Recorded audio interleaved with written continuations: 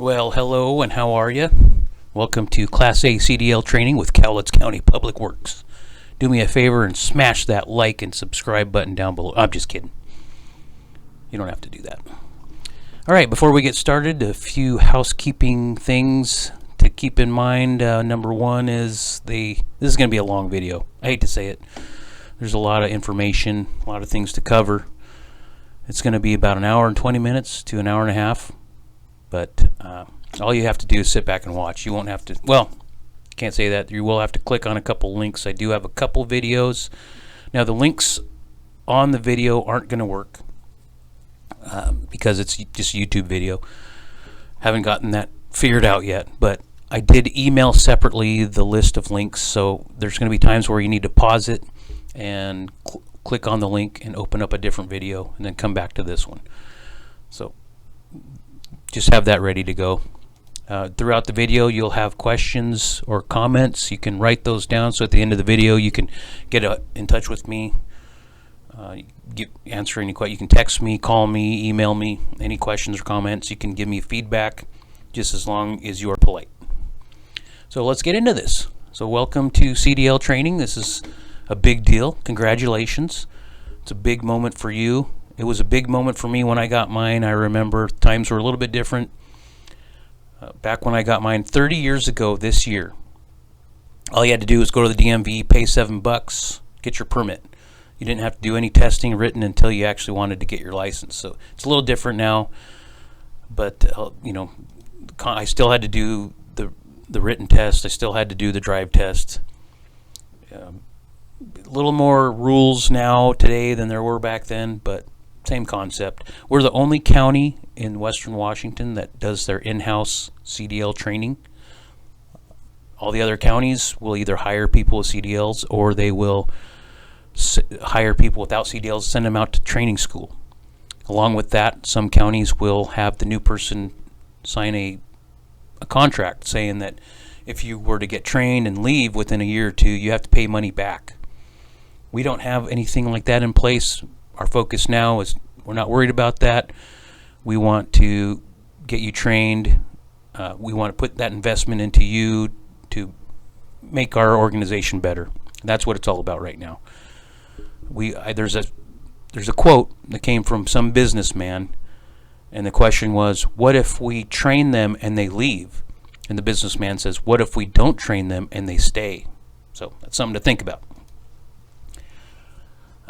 What's been keeping our program going strong are great trainers. We have great trainers here who've devoted a lot of time and effort, energy into the program, and thank you guys to those who have done it. But also we have great trainees, people like you. So thank you very much. You're what makes our program such a success, and we want you to be a success also. So that's our main goal.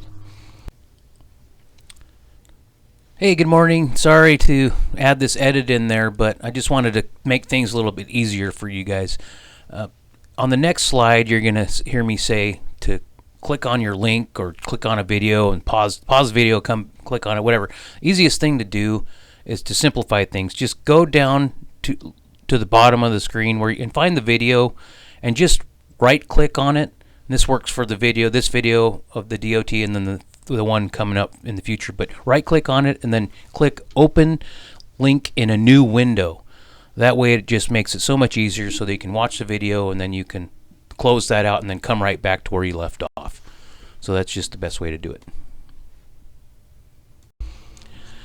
As long as we've been doing this, it's been going well. However, there were some new rules put into place February 7th, 2022. Federal Motor Carrier Safety Administration, which is part of the US DOT, put in new rules into effect. This is for anybody that wants to get a CDL anywhere in the US of A, has to abide by these new FMCSA rules. Now, FMCSA is one of, I think, 11 different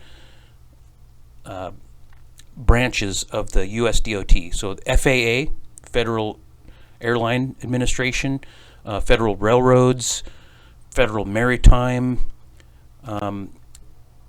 more importantly, Federal Highway Administration. They're the administration that wrote our MUTCD, which is basically the Bible for road workers.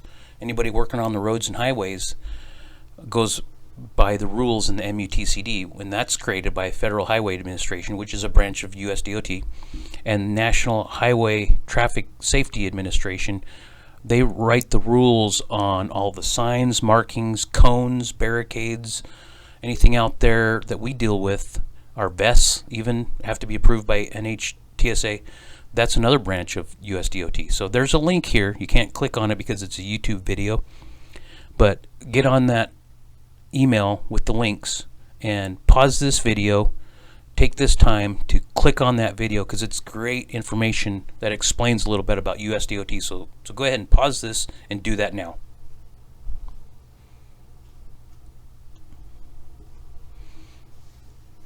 Okay, well, hopefully you were able to get to that video and get back here all in one piece. But some good information about FMCSA and USDOT on that. State requirements.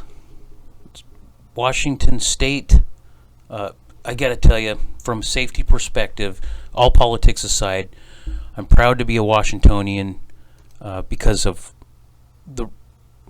what our state of Washington does. With the Department of L&I, they have gone above and beyond any federal organization for safety or labor laws. We have one of the lowest records of injuries or deaths in the workplace of any state, and which, if it's any state, it's also anywhere in the world. So we're the lowest rate of accidents anywhere in the world because we are Washingtonians. So very proud of that. L&I does a fantastic job of keeping us safe as long as we follow the rules. Department of Licensing is also a part of the state of Washington. They did a great job. Their new guide. So a little bit of background. FMCSA kind of alerted everybody that they were going to put these new laws in place. And this was probably about 7 or 8 years ago. Well, they kept delaying it. 2 years, 2 year delay, 2 year delay, 2 year delay. And finally, the rules went into place February 7th of 2022. But Department of Licensing in Washington Department of Licensing knew what all the rules were going to be. So they based their book off of all the new FMCSA regulations. So if you followed along with the FMCSA regulations, you can go right down the list with the commercial driver guide, and it goes right in line with it. The FMCSA and the state of Washington guide, they match each other, which is fantastic. So good on Washington to be a step ahead of that. There's also, I added this link here. You can't click on it, but I also added it on the link on your email. If you want a PDF version, which I know you all have a book version, and I have extras in the office here, so if you want another book, or if you know somebody that wants a book, you're welcome to come get one, or ask me, I can send one out to you. And then there's the link also if you want that. So Washington, our rules are above and beyond federal regulations, right? So back in 2017, Washington added more restrictions onto the CDL. So basically, if you have a CDL Class A CDL with the E restriction, that means you can only drive automatic vehicles. If you have an L restriction, you can't drive a vehicle with air brakes. So what we do is we test everybody with the fifth wheel, so you won't have that fifth wheel restriction, and we train you on a manual because it's beneficial to run a manual. A lot of our equipment is manual transmission. Basically, you can run anything.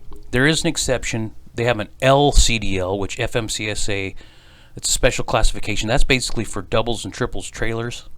We don't train for that. If you want to drive a double, triple nowadays, you have to go through certain training. We don't do that. We don't accommodate that. So if you want to drive a double or triple, you're going to have to get training somewhere else. Anything else, you can end up with a CDL and be able to drive through this training. A message from our sponsor. This is just basically a TED Talk. It's great. It's the secrets of success, and this will help you greatly. So pause the video, click on this link off your email links. Secrets of Success in 8 words. It's a short video, probably 10 minutes or whatever it is, and then come back to me. So pause it now and then click on that link.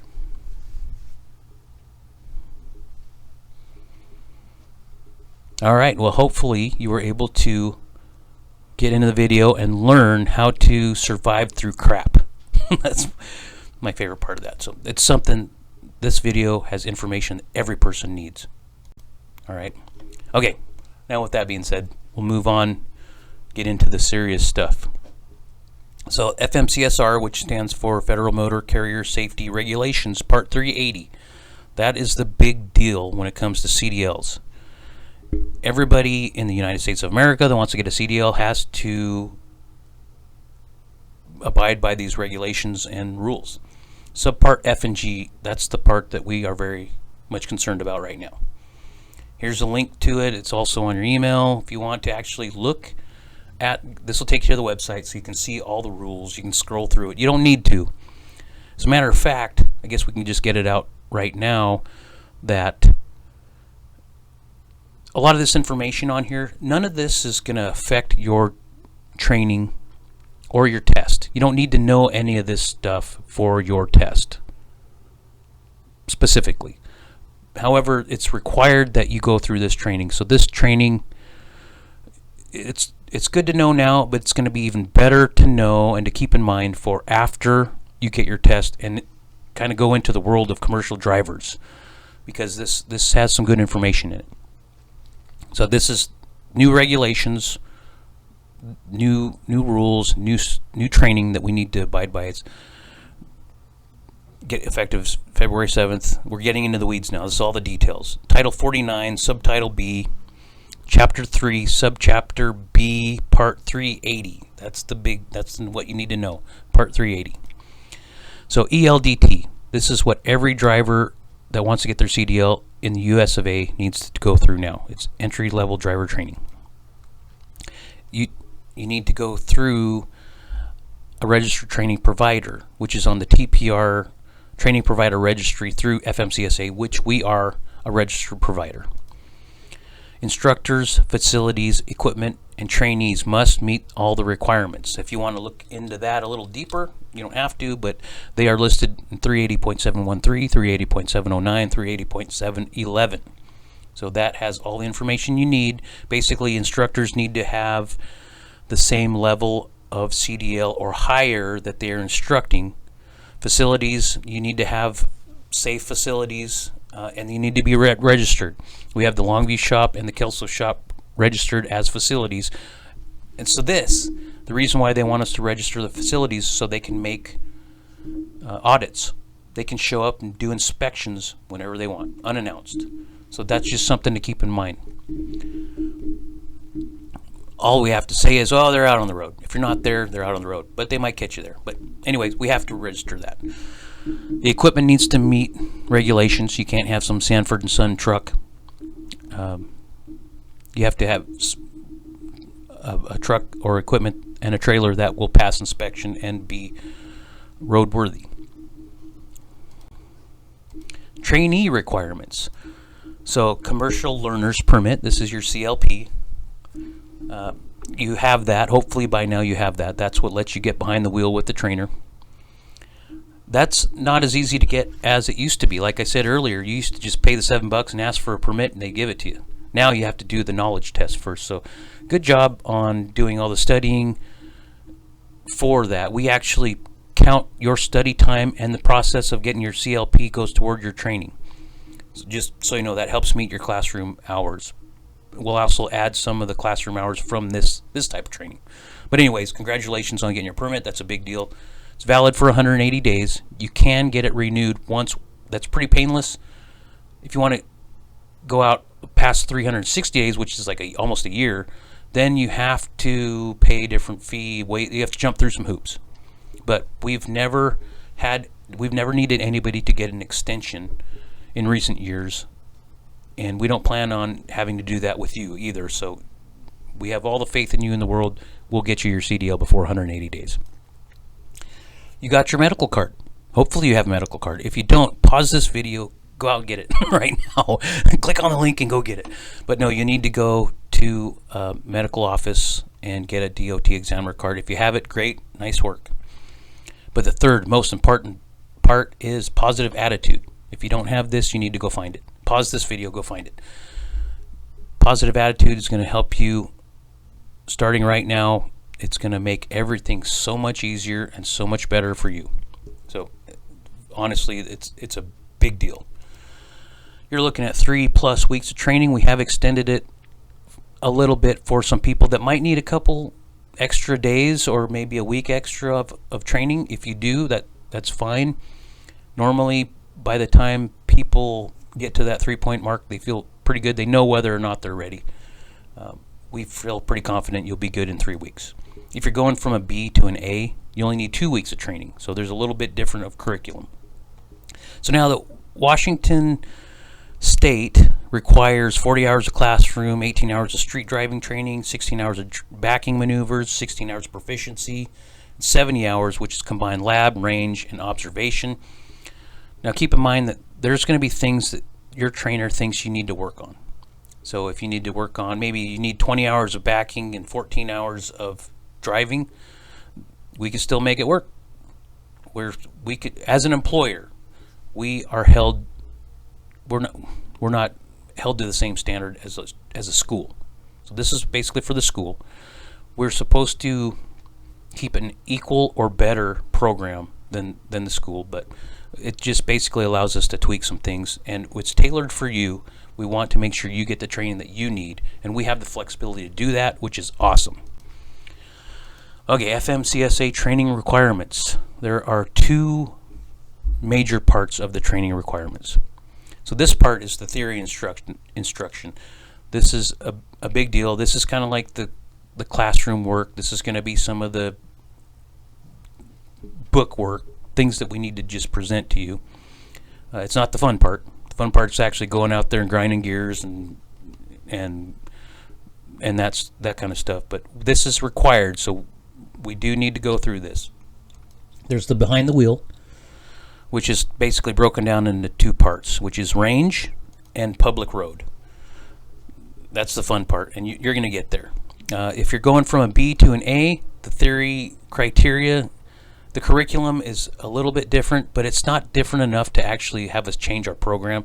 It's so the difference is so minimal that we'll just stick with the same program to get you through theory and behind the wheel. Now the part 380 Appendix A, this is where we have to get into the weeds. This for the next 45 minutes, we're going to be talking about theory instruction. So theory instruction, this is 5 parts. Okay, this is where we actually get into this. So 5 parts. First part, basic operation. Second part, safe operator procedures. Third part is advanced operating practices. Then you have vehicle system and reporting malfunctions, and then non-driving activities. So those are the 5 parts of the theory instruction that we're going to cover now. It's required by FMCSA that we cover this with you, so that's what we're doing. We'll see what you can learn. So A 1.1, basic operation. A 1.1.1, orientation. So orientation, big deal. Getting to know your truck. You're going to spend the next 3 weeks getting to know your piece of equipment, your truck and trailer. So you're going to know that like the back of your hand. But what happens after you take that truck, go take your test, you pass, come back, you park the truck, chances are you're not going to get back in that truck for a long time. When you do finally hit the road on your own and get in a truck and start driving, when you have your license, it's probably going to be in a dump truck. It's probably going to be in a truck you haven't driven before. So how are you going to get to know that piece of equipment? Well, number one, operator's manual. I always stress operator's manual, which is, it's undervalued. And if you don't have an operator's manual, I'm happy to get you one. I am happy to go get operator's manuals. I go get them all the time. It's part of my job. It's what I enjoy. So that you have those. In the door, if you open up the door, there's a little panel, there's a little plate in there that will show the vehicle weights. So if you're going to be out there jumping in a truck and hitting the highway with it, you need to know your equipment. You need to know how much it weighs, how much of a load you can haul with it. what is your GVWR, which is gross vehicle weight rating, which is it'll tell you how much you can haul and how much your vehicle weighs as it is. So it'll give you an idea of what kind of load you. Some dump trucks can only haul 10.1 tons, so you can't go into a pit and ask for 12 tons because you're going to be overweight. So that's your responsibility to know that. Know your limitations. Know what you can handle and what you can't. And if you aren't ready to do it, then you need to study up. You need to get to know that piece of equipment. Don't just jump in and go. You have been training the last 3 weeks on how to do a full walk around. Keep doing that. Be in the habit and the practice of doing that for the next piece of equipment you get into, and the next, and the next, and the next. Get to know that piece of equipment just as well as you know that truck and trailer that you're training on right now. A1.1.2, control systems and dashboard. You don't have to tell me. I know you're going to be spending hours and hours and hours learning that control system and the dashboard. But you're going to get into the next piece of equipment down the road, and you're going to have plow controls, you're going to have hoist controls, you're going to have different radio, you're going to have all kinds of different controls on what you're used to and what you've been trained on. So get to know those, and if you don't know the controls on that unit, you shouldn't be out there driving it. If you're in a position where you think the job is being held up because you need to get familiar, tell your supervisor, hey, I need to take 30 minutes to look over this truck, get to know it, get to go through the operator's manual. And if that's a problem, call me. It shouldn't be, but if it is, call me. Safety components, that's just standard stuff like seat belts and mirrors. They're backup cameras. Some trucks have backup cameras. The one you're training on doesn't, but the next one you might get into might have a backup camera. So do you know how to use that? Parking brakes and trailer brakes, they're different. They're different on different pieces of equipment. If you can't figure out what the difference is, you shouldn't be in that piece of equipment. So take the time to get to know that. Get to know what kind of braking system you have. Do you have hydraulic brakes or air brakes? That's something you need to know. Does the ABS system work? Do you know what an ABS system is? Doing the walk around, I know you do. If you look in the commercial driver's guide, this is a fantastic resource for explaining. ABS is in there, all braking, everything's in there. So it's a great resource to look back on. Definitely want to check your dash periodically throughout the day as you've been trained and as you know. But that still comes into play in the future. A1.1.3, pre-trip and post-trip inspections. Now you know that the pre-trip and post-trip you're doing right now for training, will you continue to do that in the future? That is the question. A lot of people don't. I'm telling you, there's no reason why you shouldn't. It's a good habit to get into. You're an expert at that. If you don't do it, you're going to forget. Next time you're in a piece of equipment, if it's different, do that same walk around, locate your compressor, check the belts, look for leaking fluid, all that stuff. Just get in the habit of continuing to do that. Inspections through the day might be necessary. It might take more than just a pre-trip. It might take more than a pre-trip and a post-trip. Sometimes you might need to, maybe you're hauling around a rock and you want to find a place to stop and make sure nothing's falling off your truck. Make sure you don't have a rock in your duals. You have to remember that that's the driver's responsibility to make sure that truck is intact and make sure it's safe. If you get on the freeway, you have a piece of 4 to 6 inch rock in between your duals that flies out, kills somebody. There's going to be a full-on investigation on that, and they're going to look for every way they can to pin it on you. So make sure you cover yourself. Always keep yourself covered. Know where the best places to be. Like, I go into the shop for lunch, do another walk around when you get out of your truck or before you get back in. Do you know the equipment as well as the equipment that you know now, the one that you're training on? So that's something to keep in mind in the future. Okay, remember that. A1.1.4, basic controls. Just remember, of course, obviously, the truck you're driving is way different than a car or pickup truck.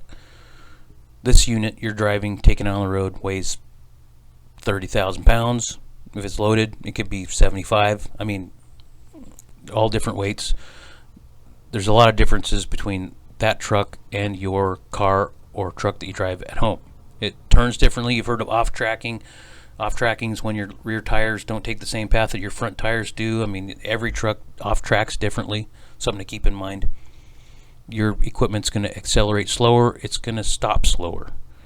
You can't buzz around. You can't be like, oh crap, I am in the wrong lane, and just dart over to the other lane. And sometimes you might have to make a 1 mile loop to try to get back to where you were, because you just don't have that type of reaction with the big rig. It's just the way it is. There's also places you can't go. Have you ever been out in your Honda or your personal vehicle and said, hey, I wonder what the weight limit is on this bridge, or I wonder what the height on this overpass is? Those are things you need to know. That's your driver's responsibility. So height and weight restrictions, they're out there. It's a real thing. 1.1.5 shifting and operating transmissions. We have all different types of transmissions. We have manuals and automatics, and the manuals, just because they're manual doesn't mean that they're the same. They have different shifting patterns. Some it's a standard H, some it has like 5 branches, and then you split it and you have 5 more. Some have 4 and 4. Some have a 3-way splitter. So they're all different. So it's gonna be a learning curve. They're all going to be different than that truck that you're learning to drive in now. So just be aware of that. Learning when to shift and when not to shift. Don't shift coming down hills, because what happens if you try to shift coming down a hill and you miss the gear? You're never going to get it back in gear. That truck's going to go careening down the road, gaining speed. You're going to try to rely on your brakes. Your brakes are going to give out. You could launch off some cliff, or you could ram into the back of somebody, or in an intersection. I'm telling you, shifting is not trying to scare you, but a little bit of fear can help you create respect for that unit. Which gear to start out at? If I'm empty, I might start in second or third, depending on how strong the transmission is. If I'm loaded, I'll probably start in first or second. Those are things that you'll get practiced at, but all trucks are geared a little bit differently, so you're not going to start in the same gears with every truck, with every load. It's all going to be different. Don't coast down the hill. Don't coast coming in. Obviously you're trained to not coast, but knowing why you can't coast is the important part. You need that transmission. You need to be in gear to be able to control that piece of equipment. It's a big piece of equipment. 1.1.5, backing and docking. Now, we don't do a lot of docking. I mean, some of our tankers do, but we do a lot of backing. GOAL is our good acronym for means get out and look. It's always best to get out and look. There might be things there that you don't see from inside the cab, but also you can get an idea by getting out, doing a quick walk around, see what you're up against. It's a good thing. It's good practice. Now, we don't do much docking, but we spend a lot of time backing. I mean, ditching, chip sealing, which is also called oiling, shoulder rocking. We spend hours upon hours and upon hours doing those things, and those are all backing. So we spend hours backing. So you're going to end up getting pretty good at backing up. But just realize that's not safe. It's not as safe as driving forward, because it's blind spot back there. So that you just be aware of that. Proper docking procedures need to be addressed. Now, you're not going to have to back a trailer up to a dock. You most likely won't have to at this job. What if you leave here and go work somewhere else? They're going to say, well, do you know about docking? And now you can say, yeah, I had this really awesome guy that trained me about 1.1.5 back in 2023. So, but that's something to be aware of in the future. 1.1.5 coupling and uncoupling. Basically, we have all kinds of different couplings devices. We have fifth wheels, we have pintle hitches. Pintle Pintle hitches have subtypes. Fifth wheels have subtypes. Not all trucks and trailers work well together. We have one truck that has an adjustable fifth wheel and adjustable plate, and it won't work with the trailer until it's adjusted. So don't assume that a fifth wheel is going to work with a fifth wheel. Pintle hitches. We have different types of pintle hitches. So just make sure you're familiar with that. Don't take off and hit the road until you know and understood what type of coupling and how it functions. Let's see here. 1A, okay, this is the next chapter in our theory part of our training. So it's A1.2, Safe Operator Procedures. A1.2.1, Visual Search. This is all about keeping your eyes open, focusing on the road ahead, avoid distractions, keep your head on a swivel, always know what's beside you, behind you, in front of you, but always be watching out in front, because your vehicle equipment is going to be moving in that direction. You need to know what's in your path. So what you'll be watching for: hazards, pedestrians, and tweakers. Look out for those tweakers. They do not care how big or fast your vehicle is. They will walk right out in front of you. I'm telling you. And then they'll say it's your fault. Okay. So a good idea on watching for hazards. A good example is the move over law. You're on the freeway, you're looking ahead, you see a tow truck or a state patrol pulled over on the shoulder. The move over law, state of Washington, requires you to get over for the safety of those people. Move over into the center lane. So that's a good example of visual search and watching down the road and paying attention. Drive defensively. When you're out there, there's a lot of people on the road. They're not going to be paying attention as well as you are.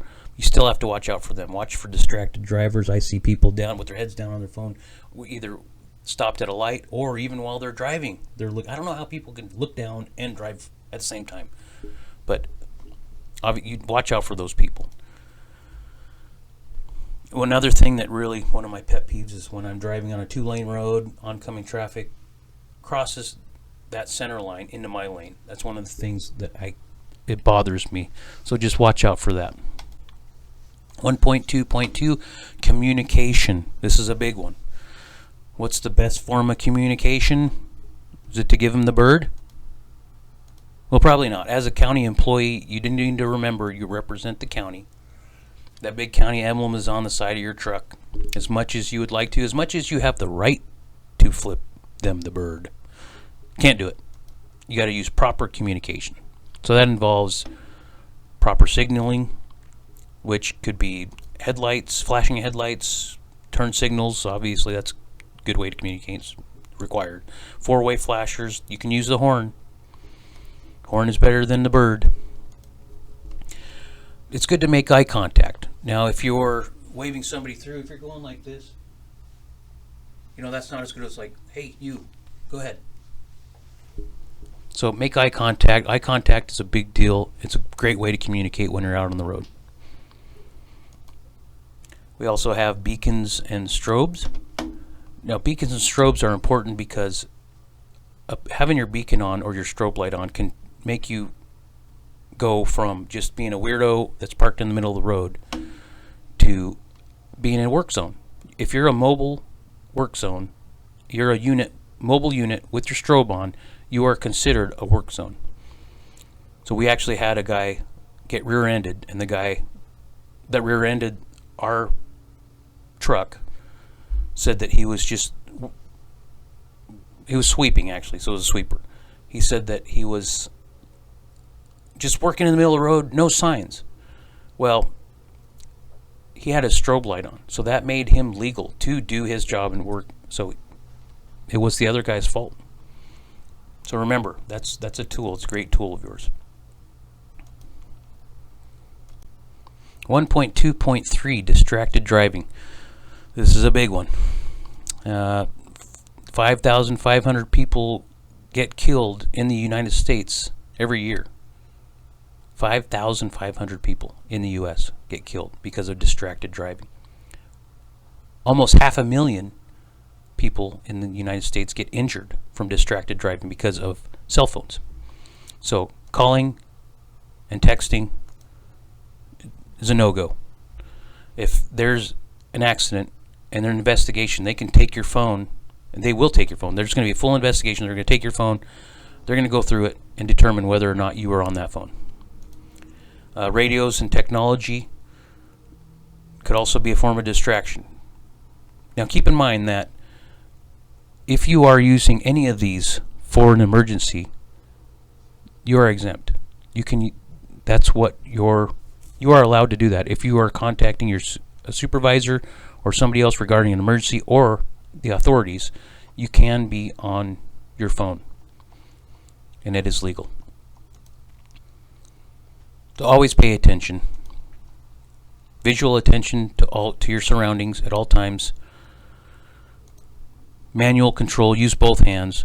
If you don't have both hands on the wheel, you still need both hands to drive, so keep both of those hands unoccupied off your phone. Wait till break time. Wait till you pull off the side of the road, then check your text. And remember, we are being paid to come to work and be mindful, to pay attention to what we're doing. That's our job. We're not getting paid to show up to work and answer our texts or think about how mad we are at our wife or anything like that. We're paid to show up to work and focus on what we're doing. That's how we get our paychecks. 1.2.4, speed management. Now a big 50,000 pound piece of equipment is going to stop a lot slower, and it's going to take a lot longer for it to stop. So perception distance plus reaction distance plus braking distance is your total stopping distance. So here's a little graphic I pulled right out of the Washington Department of Licensing commercial guide. This here is supposed to be a football field. So it shows you if you're if you're traveling 55 miles per hour, it's going to take you 419 feet to stop by the time that you see what's happening, then you react, and then you actually hit the brakes. It's going to be 419 feet. That's a football field plus a third of another football field. Even if you're only doing 35, you're looking at 222 feet. So that's not enough to keep you from running over a flagger or whatever hazard or a tweaker. So just be aware of that. 1.2.5, space management. So that's basically the buffer around your vehicle that you need to have at all times. It's easiest to have a buffer when you're on the freeway. When you're in the middle of town, cars are going to do what they want, but you still need to be aware of what's in front of you, what's behind you, what's off to the sides, what's above you. That's also important to realize how tall you are. I mean, if you're hauling one of our excavators, you need to know the height on that, and if you're going to be coming around driving through any low lines, that's your responsibility to know the height of that vehicle and keep that buffer space.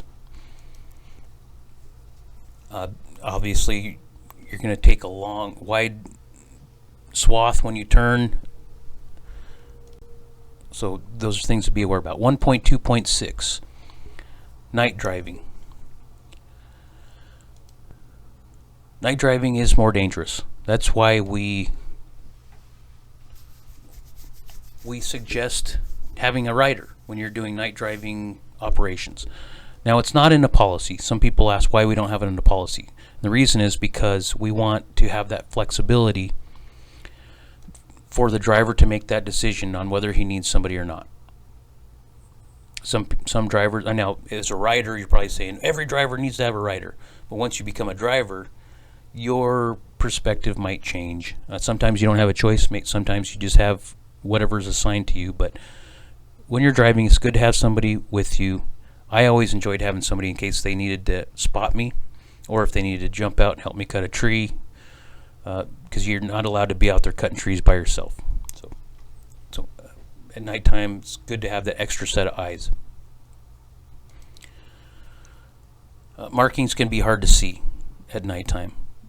If they don't freshen up their paint stripes every year like the county does, some of these roads are hard to see, especially when it's dark and it rains. At nighttime, there's glare. If there's an oncoming car and a deer crosses in front of you, you're not even going to see the deer because you're going to have that glare in your eye. Just something to be aware of. And sometimes we get those nighttime call-outs, and you get those 2 a.m. drivers. And usually those 2 a.m. drivers, there's something to be fearful for or fearful of, because you know that they're probably coming home from the bar. And then fatigue. Fatigue is a real thing. People get tired at night. That's just the way it is. So you got to know when to set your limitations for yourself. If you can't do the job, you need to speak up. Keep yourself safe. 1.2.7 extreme driving conditions. We have fog, which it's good practice. Anytime there's fog, day or night, turn on your lights. A lot of our trucks don't have the automatic lights like our personal vehicles do, so hopefully they will in the future, but for now, everything's manual. Turn on those lights. Wintertime, I spent hours behind the wheel of a snowplow and in the passenger seat too. And when it's coming down, it's cold outside and there's snow, we would have to blast our defroster to keep our windshield from freezing over. So that means it'd be colder than heck outside, but we'd have our windows down and our defroster up high when it's 30 degrees out. So to keep that windshield heated up. I know that the new trucks are a lot better than the old trucks were, but having that strong defroster really helps. Chains and bungees, that's part of the job to keep those in good shape and functional. When you're working out in the heat during the summer, you want to have a good air conditioner. Believe me, I know all about that. So make sure you get those serviced in spring before summer hits. Coolant levels. We've had trucks throw an engine light on and it goes into shutdown mode. We'll have a mechanic show up, come from Central, drive all the way out there and say, hey, you're just low on coolant. Pretty embarrassing. Not only embarrassing, but it drains that equipment fund, because that $300 that just got billed to that truck comes out of that ER&R fund. And it is all because you didn't check the coolant. So make sure your fluids are topped off. All right, the next part of the theory training, A1.3 Advanced Operating Practices. 1.3.1 Hazard Perception. Now, we do not have normal driving environments at our job, if there is such a thing, because it seems crazy no matter what you do out there, but ours is even worse, because we're out there plowing when everybody else should be home. They need to stay home, but they don't. So we need to try to get those roads cleared. But we're out there in the wind, mud, steep inclines, oily roads, rain, ice, anything else that nature throws at us. And county drivers are inherently the ones to blame for everything. I don't know why it is. We're just trying to help. We're trying to do the right thing out there, but people just go berserk, go bonkers, and want to blame us. So always cover yourself. Don't give them a reason to find fault in what we do.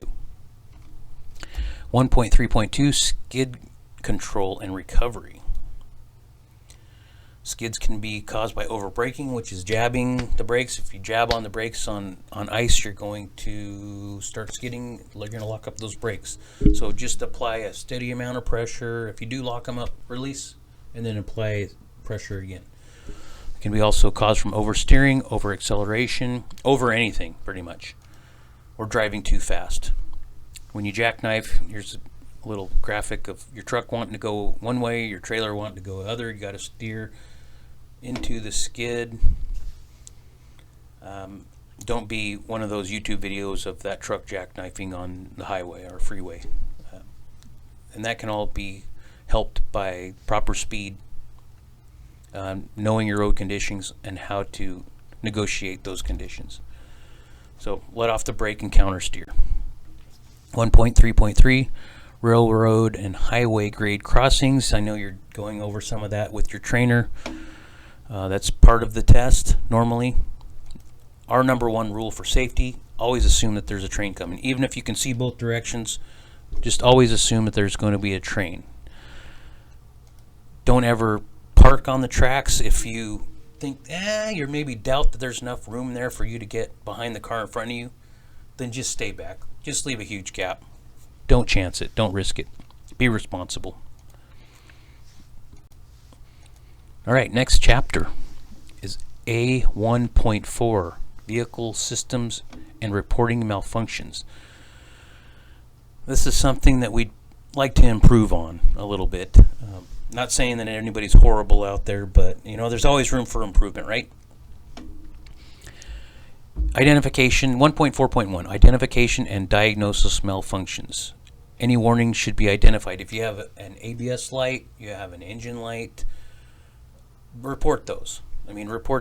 Report those to your supervisor. Let's get those taken care of. You shouldn't have to be driving around some truck with an engine light on. Treat the equipment like it's your own, I've always said. If it was your own, would you be driving with a check engine light on? Probably, because you'd have to pay for it to get fixed. Here, you don't have to pay for it. There's no excuses. You can just report it. We can get it fixed. There's also a little exclamation point in a triangle that might show up on your dash. What does that mean? Well, good question. That means you should consult your operator's manual and get that figured out, because that's your responsibility to know that. All right, A1.4, Vehicle Systems and Reporting. This is the same one. 1.4.2, Roadside Inspections. So just remember, as a CDL, the rules change a little bit. You are subject to inspection at any given time. They can pull you over without a reason. You can't be like, you're being racist. No, it's nothing like that.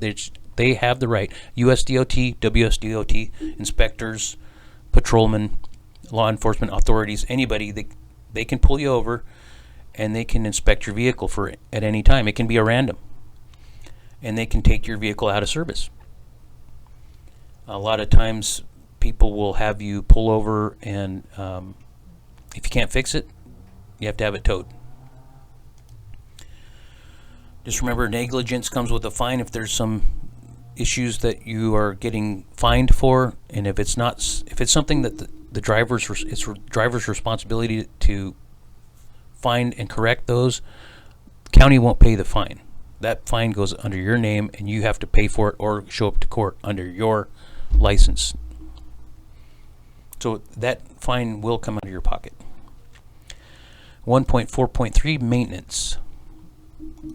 So now we have great mechanics, very proud of our mechanic staff, but there are some things that are still the driver's responsibility to take care of. Things like oil, coolant, the belts, all the things that we carry. We inventory these things at the shops so that the driver can replace them and add if they're low. That is the driver's responsibility to keep those things maintained. All right, this is a new chapter, A1.5, Non-Driving Activities. 1.5.1, Handling and Documenting Cargo. Now this kind of affects over-the-road truckers, because you think about it, over-the-road truckers will spend the night at rest stations and in parking lots, and they're responsible for their cargo not leaking, not getting damaged, not getting stolen. Fortunately, we don't have to worry about that too much, but a couple situations we might have our lowboy, maybe tanker drivers. You need to be mindful of, just because your trailer might haul 30,000 pounds doesn't mean you can put it all on one axle. When you go through the weigh station, that's going to have to be dispersed properly in order for it to not be overweight. So that is something that you will have to learn and you'll have to be responsible for. So there's a lot of responsibilities that go along with your CDL, and that's all on you. So, but we're sure we can get you trained up. You'll get it all figured out. We don't expect you to throw on a 30,000 pound piece of equipment and just go for it without without properly being trained and prepared. If you're involved in an accident while overweight or improperly tied down cargo, you could be at fault. They will do a full investigation, and if they find that you were negligent or that you didn't load the truck properly, you were overweight, they could not only fine you, but they could sue you. It could get pretty ugly. 1.5.2 environmental compliance issues. So we don't haul hazardous waste very much, but as soon as you start spilling oil on the road, that's considered a hazardous spill. You're going to get Department of Ecology. You can get fined. You could be subject to city, county, state, and federal requirements and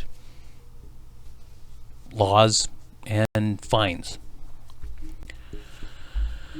1.5.3 hours of service requirements. Now, Cowlitz County is exempt from hours of service. So normally, a driver can only drive for 11 hours drive time within a 14-hour or 15-hour window of time, within a 24-hour period.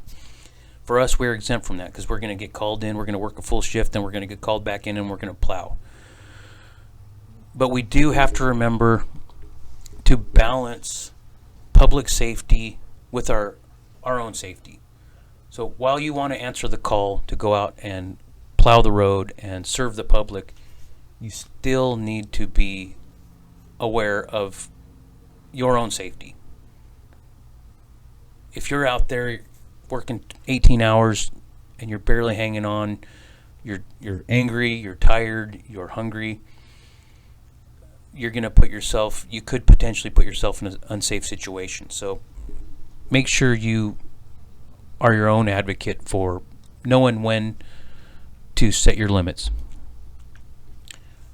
We don't have logbooks here, but non-governmental agencies, big private companies, all the over-the-road truckers, they either have paper logbooks or transponders. A lot of the newer trucks have the automatic transponders, so they can't do anything without everybody knowing their business. But that's what they deal with. 1.5.4 fatigue and wellness awareness. Don't drive tired.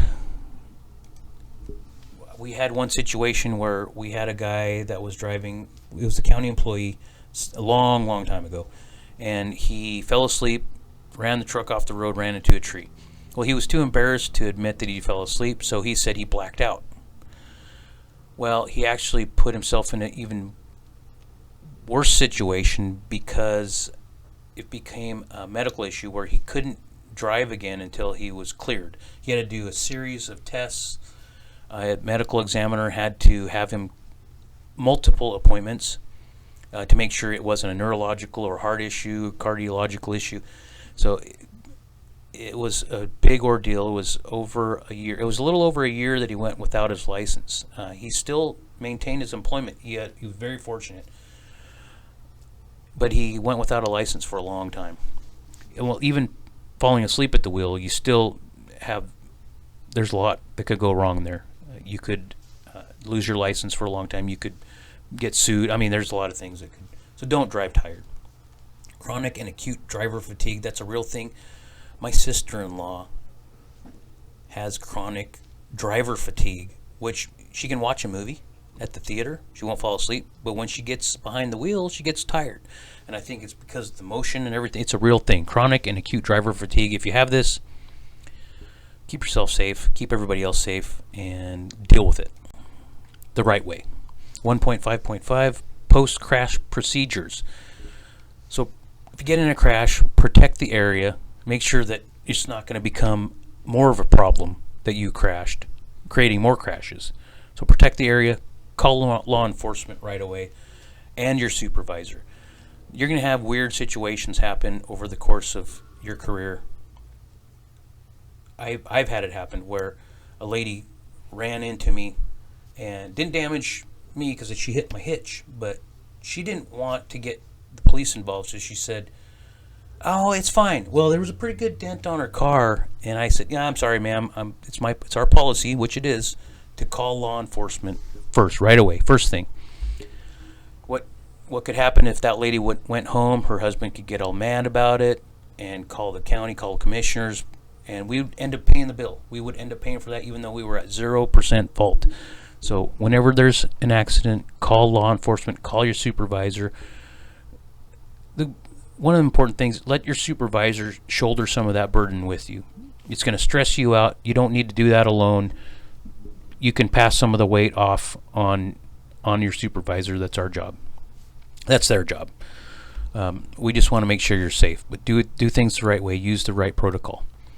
Give aid to any injured people. We're trained, so you are trained to help people, so you can do that. 1.5.6 External communications.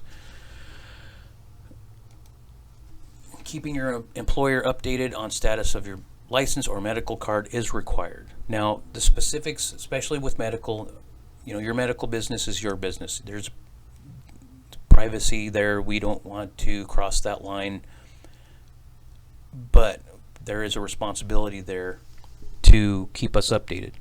Renewing either one, license or medical card, is the driver's responsibility. I do send out reminders, but it's a courtesy.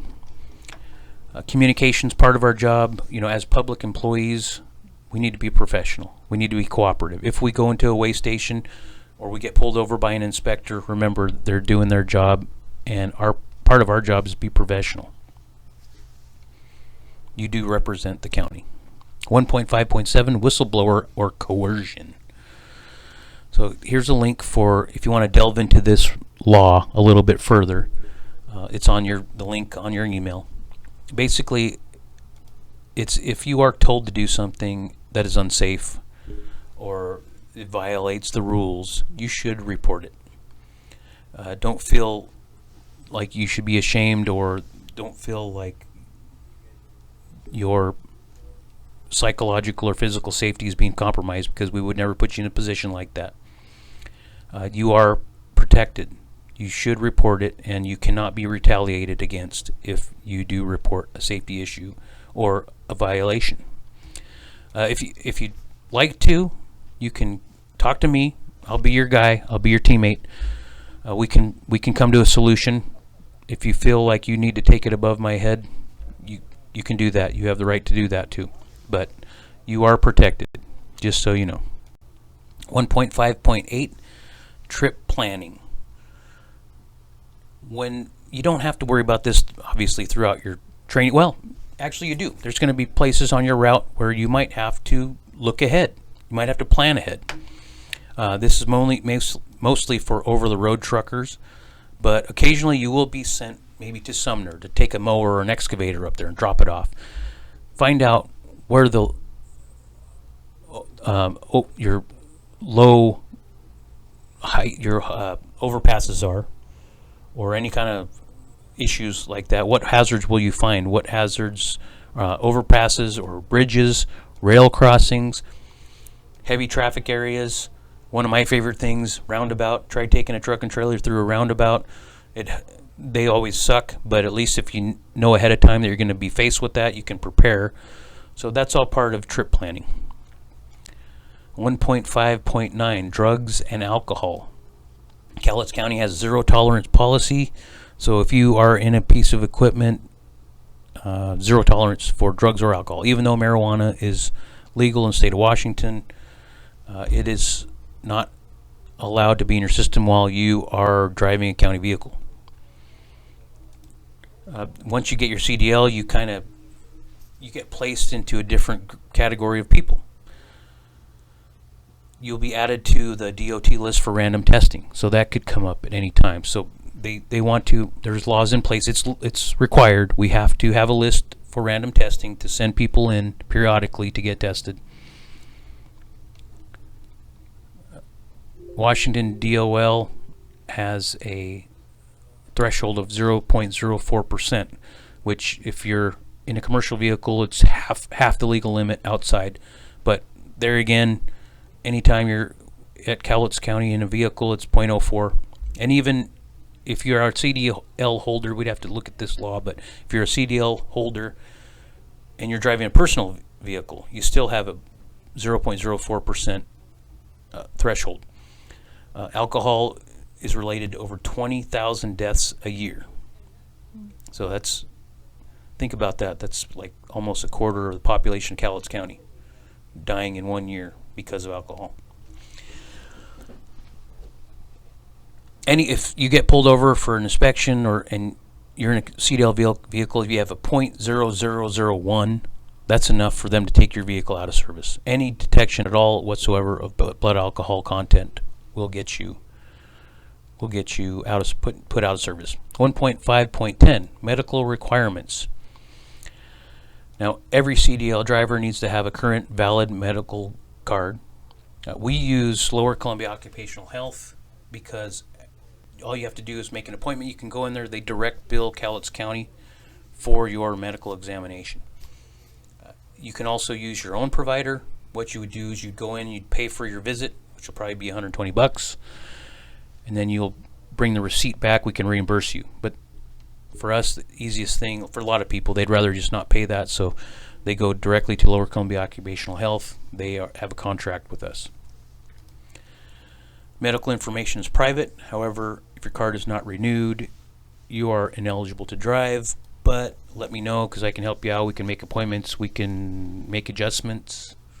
I do send out reminders, like I mentioned earlier. I do track everybody's expiration dates for CDLs and medical cards, and I do send reminders out as a courtesy. It's still the driver's responsibility to know when those expire and to renew them. It's not your supervisor's job or my job. It's your job. But I'm happy to try to help you out and help you keep on track. That's what I'm trying to do. So that was our theory portion of the training. Now we're just going to touch on a few things behind the wheel training. These are things you're going to be and need to be considering when you're out there doing your behind the wheel training. First part, range. A2.1, vehicle inspections pre-trip, en route, and post-trips. Pre-trip inspection should be done every morning. That's something we don't do the write-up sheets, but that doesn't mean you shouldn't do your pre-trip every morning. When you're out on the road, you're still responsible for the piece of equipment and the mechanical integrity of it. So just because you do a pre-trip in the morning doesn't mean you can drive it for 12 hours and it can fall apart. Because you are subject to random inspection. Don't forget about that. Post-trip inspections. Leaving it better than it was when you found it. That's a good example. It's a good rule to live by. Attitude is everything. If you have a good attitude, you want to help your fellow workers. You want to keep that equipment running for a long time. It's really all about attitude. Now, A2.2 through A2.6 will be all about backing. Your straight line backing, your alley dock backing, your offsets, even parallel parking. Now, parallel parking, the first three you'll be doing until you master it. The last two, you won't do much. You won't be tested on it at all. But practice it, because if you could parallel park that truck, what a boss you would be, right? But it'd also be good to do in case of emergency. And it's required to practice that. So practice it at least once when you're going through your training. A2.7, coupling and uncoupling. You have to be able to demonstrate coupling, inspecting, and uncoupling combination units. You might not be doing this during your test, but it is required during your training that you demonstrate that you can couple and uncouple that equipment. You'll probably do it here or there, so that will work. But it's not just about connecting it and you're good to go. You have to do full-on disconnecting and connecting. Disconnecting is the hoses, chock the wheels, and then connecting it back up. You want to supply it with air. You want to check your ABS system. So we need to work with fifth wheel and pintle hitches, which we both have. Here's a couple diagrams of some pintle hitches straight out of the DOL CDL book. Now behind the wheel, the next segment of your training, first part is public road. Let's see here, A3.1, vehicle controls. This is basically all your standard left turn, right turn signals, lane changes, curves at high speed. Now don't try to take on curves at high speed for training. Just know that taking on curves at high speeds is a bad thing. Entry and exiting from interstates or highways, that's something you'll work on. A3.2, shifting and transmissions. Now we train it, like we said, on manual and transmissions, but one element that we're supposed to talk about is fuel efficiency. Using a manual transmission is fuel efficient. Especially the way I drive, like a grandma, I use low gears. I always shift in that 900 to 1500 RPM range, where a lot of guys will do the 1200 to 1800, and I'm more of a relaxed, low RPM driver. I'd like to keep my RPMs low and my heart rate. Just be aware of, like we said earlier, every truck will have a different shifting pattern. The best one is this one. It's the good old 20 speed. A3.3, communications and signaling. That's pretty standard. A3.4, visual search. We talked about that. A3.5. Now these are things you'll be working on behind the wheel. We talked about the theory part, but this is behind the wheel. So these are actually things you will practice. Speed and space management. Just remember your good speed habits. We have heard of people with bad speed habits, and they have bad reputations. Don't be that guy. Be a person with good reputation, with good speed habits. Remember, road conditions will always change, and they will affect your speed and space management. Situational, environmental, that's spelled wrong, awareness. But basically that's just saying, don't worry about the spelling, just be aware of what's around you. A3.6, safe driver behavior. We talked about safety. We talked about A3.7, hours of service were exempt. A3.8, hazard perception, watching for hazards. Remember that move over law. A3.9, railroads. Our trainers are well versed in that. A3.10, night operation. A3.11, extreme driving conditions. So, okay, A3.10, night operations. You are approved, and you should, I would say you should make some time to come in and do some training at night, just a couple hours. That would be, it's part of the curriculum. It's something that you and your trainer need to talk about, and you can run it by your supervisor, of course. Just let them know, hey, we're going to come in. It's all approved. No questions asked. There shouldn't be. And if there is a problem, have them contact me. A311, extreme driving conditions, heavy rain, high wind, fog, snow, ice, steep grades, and sharp curves. We do all of those things every day. A312, skid control recovery, jackknifing, and other emergencies. We've talked a little bit about that, so hopefully you won't have any of those happen during your test.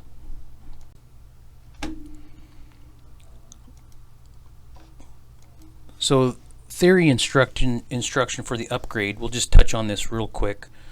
This is BA 1.1 through BA 1.5.2, and it's really the same as the curriculum, theory, and everything from that we went over, which was A 1.1 to A 3.3.12. It's all the same information except a few things. The parts on handling and documenting cargo, environmental compliance, post-crash procedures, external communications, whistleblower coercion, trip planning, drugs and alcohol, and medical requirements were omitted. They were taken out, which I think there's some good valid points. So we're just going to leave those in there. We're not going to worry about the upgrade theory instruction. We're going to go a step higher, step better, and just stick with the same theory instruction for Class A. So now that is it for our theory training. So thank you very much. If you have questions, hopefully you got a list. If you have questions, you want to get a hold of me, here's my number, here's my email.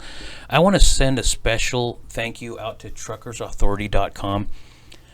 That's the one with the DOT and FMCSA, the first video you opened. I called them, and the owner gave me permission to put that link in our presentation for training. He said, I'd be honored if you put that in your training. How cool is that? So I told him, hey, I'm going to finish this up. I'm going to send you a copy. It's Oscar. It was Oscar that gave us permission. So how cool is that? Welcome to use any of these links. Thank you for all these FMCSA and for all these groups. And have any questions, get a hold of me. Feel free to come back onto this training and check it out again. Best of luck to you in your testing and in your success.